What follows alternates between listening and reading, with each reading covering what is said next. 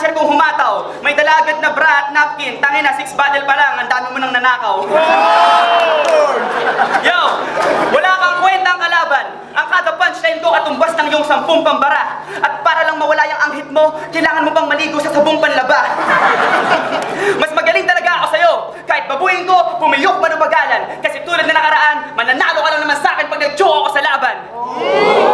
Yo, your style is weak as fuck and I don't even have to speak in Tagalog to render you speechless. I'm prepared to unleash this metaphysical monster in me to rip you apart and tear you to pieces. And I don't even have to get physical like I'm dismantling you with telekinesis. I'm an arrogant beast and this faggot is weak. So logically it equates to me saying, I'm the veteran here, bitch. Yo, Kailangan na subtitle. pero syempre wala ka naman naintindihan doon.